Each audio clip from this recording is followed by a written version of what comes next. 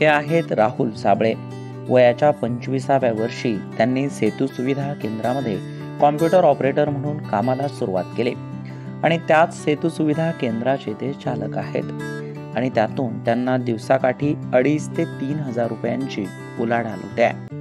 धाराशिव जिल्ह्यातील भूम शहरातील राहुल रामदास साबळे या तरुणाने 2003 ते 2018 पर्यंत सेतू सुविधा केंद्रात कॉम्प्युटर ऑपरेटर म्हणून काम केलं। यावेळी त्यांना महिन्याकाठी 700 रुपयांचा सुरुवातीला पगार मिळाला। त्याच युवकानं सातत्यपूर्ण काम केलं आणि 2019 नंतर तेच सेतू सुविधा केंद्र स्वतः चालवायला घेतलं।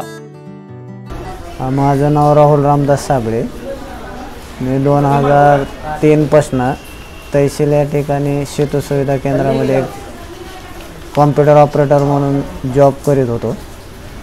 त्या ठिकाणी करीत आज मी स्वतः एक सेतू सुविधा केंद्र चालू केलेलं आहे।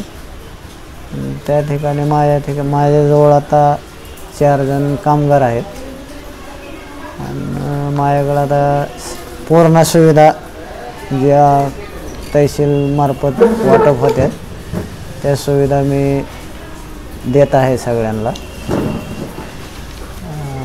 सुरुवातीला मी 700 रुपया पेमेंटवर तहसील सेतूमध्ये काम केलं। 2018 पर्यंत काम करीत असताना शेवट मला 1,500 एक मानधन भेटलं। त्यातनं काय माझं काय भागत नसल्यामुळे मी स्वतः परत 2018 नंतर स्वतःचा एक बिझनेस म्हणून सेतू सुविधा केंद्र चालू केलं।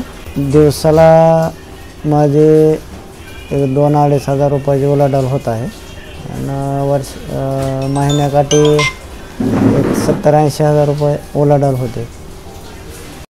ज्या सेतू सुविधा केंद्रामध्ये 700 रुपये महिन्यानं काम केलं तेच सेतू सुविधा केंद्र चालवून ते दिवसाकाठी 2 ते 2.5 हजार रुपयांची उलाढाल करतायत। त्यातून त्यांना महिन्याकाठी 70 ते 80 हजार रुपयांची उलाढाल होत्या। आता त्यांच्याकडे 4 कामगार काम करतायत। स्वतः कामगार म्हणून काम केलेल्या राहुल साबळे यांनी व्यवसायातून चांगले आर्थिक उत्पन्न मिळवले।